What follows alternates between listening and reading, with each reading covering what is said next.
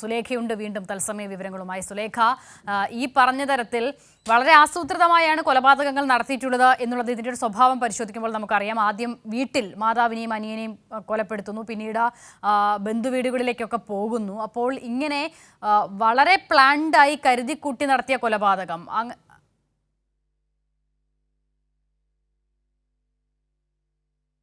ഇപ്പോൾ പ്രതിയുടെ ബന്ധുവാണ് മാധ്യമങ്ങളോട് സംസാരിക്കുന്നത്. വാക്കുകൾ കേൾക്കാം. 2 വർഷം മുമ്പ് പിന്നെ തൊട്ടടുത്ത് മക്കളുണ്ട്. ഇവരാരും വീട്ടിൽ പോയി നിൽക്കില്ല.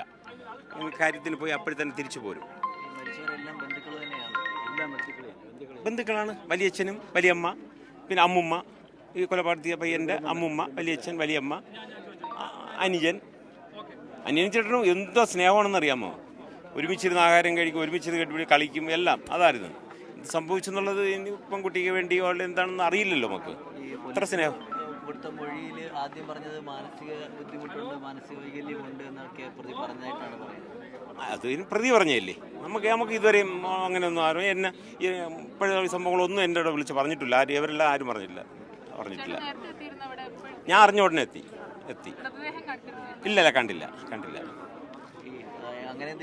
അറിഞ്ഞപ്പം പിന്നെ പുറത്തറിഞ്ഞപ്പോൾ എന്നെ പലരും എന്നെ വിളിച്ചു. കാരണം ഇവിടെ ഒരു ബന്ധം ഉണ്ടായിരുന്നല്ലോ.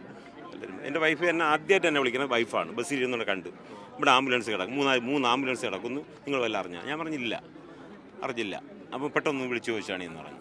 പിന്നെ അവൾ ക്യാൻസറാണ്. ഏതാണ്ട് 5.5 വർഷം കഴിഞ്ഞ് നോർമലാണ്, ജസ്റ്റ് ഇതിലാണ്, അതൊക്കെ നോർമലാണ്. അതിനെക്കുറിച്ചൊന്നും ദുഃഖങ്ങളൊന്നും ആക്കുമില്ല. ആദ്യം ഒരു പ്രയാസങ്ങളുണ്ടാവുമല്ലോ ഒരു പേര് അറിയുമ്പോൾ. പെൺസുഹൃത്ത് എന്ന് വന്നെന്നോ എങ്ങനെ ഉണ്ടായെന്നോ എനിക്കറിയില്ല. ഞാൻ മെനിങ്ങാന്ന് കണ്ടു. 2 പേർക്ക് ഹെൽമെറ്റില്ല. അതുകൊണ്ട് എനിക്ക് പെട്ടെന്ന് ആളിനെ തിരിച്ചറിയാൻ പറ്റി. ഇതിൽ ബന്ധുക്കളല്ലാത്ത ഒരാൾ പെൺകുട്ടി മാത്രമാണ്.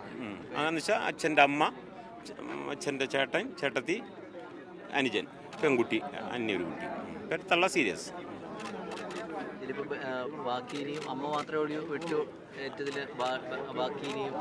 ബാക്കി വരണം, അവള് വരണം. എന്താണ് കാരണം? അറിയില്ലല്ലോ. അവളും കൂടി വന്നാലല്ലേ നമുക്ക് എന്തെങ്കിലും. എന്തോ സാമ്പത്തിക ബാധ്യത ഒന്നും ഉള്ളതായിട്ട് ഇപ്പം അറിയില്ല. ഇതിൻ്റെ കടബാധ്യതയൊക്കെ തീർന്നു. അത് വ്യക്തമായി എനിക്കറിയാം. KSBയിൽ ലോൺ എടുത്തതും, പിന്നെ ചിട്ടി കെട്ടിയതും, പിന്നെ അത് അടച്ചു തീർത്തതും, പ്രമാണം തിരിച്ചെടുത്തതും ഒക്കെ എനിക്കറിയാം. അതൊന്നും ഇതൊക്കെ കടങ്ങൾ തീർന്നു. അഫാൻ കുടുംബം ഇവിടെ വന്നിട്ട് എത്ര ആളായി? ഇവിടെ വീട് വെച്ചിട്ട് ഒരു 10 വർഷമായി. അങ്ങ് അറ്റം എന്ത് പറയാൻ വീടില്ലായിരുന്നു. അവർക്ക് കൊച്ചുകുട്ടികളായിരുന്നു. ഒരു ഈ ഷമീർ ഇളയ സഹോദരൻ ഗൾഫിൽ വെച്ച് മരിക്കുമ്പോഴെല്ലാം പെട്ടെന്ന് അതിൻ്റെ മുൻപന്തി ഞാനായിരുന്നു ഇന്നത് ഇവിടെ. പെട്ടെന്ന് കൊണ്ടുവരാനും എല്ലാത്തിനും പെട്ടെന്ന് പറയാനകത്തെല്ലാം അതിനൊക്കെ ഞാൻ ഉണ്ടായിരുന്നു. ഞാനാണ് ബോഡി ആയിട്ട് വാങ്ങുന്നത്. ആ രീതിയായിരുന്നു. വിദേശത്താണ്. ഒരു കട നടത്തുന്ന ബിസിനസ്സല്ല. അതൊക്കെ വണ്ടിയുടെ എന്തൊക്കെ.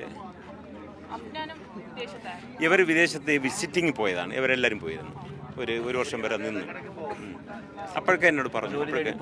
അല്ലല്ല അവർ കുട്ടി, അന്ന് കുട്ടി 2 വർഷം മുമ്പല്ലേ. അവൻ ഇന്നിപ്പം 21 വയസ്സല്ലേ ആവുള്ളൂ. 22 വയസ്സല്ലേ. അന്ന് 18 വയസ്സല്ലേ ആവുള്ളൂ. അപ്പോൾ 2 മക്കളെയും അവളെയും കൂടെ കൊണ്ടുപോയി ഇട്ടിരുന്നു. എല്ലാ കാര്യത്തിനും ഞാൻ തന്നെ ഉണ്ടായിരുന്നു. അപ്പോൾ പിന്നെ പിള്ളേർക്ക് വലുതായി വരുമ്പോൾ നമ്മൾ ശരിയല്ലല്ലോ എന്ന് വിചാരിച്ച് ഞാൻ ശ്രദ്ധിക്കാറില്ല. എൻ്റെ പേര് നാസറുദ്ദീൻ.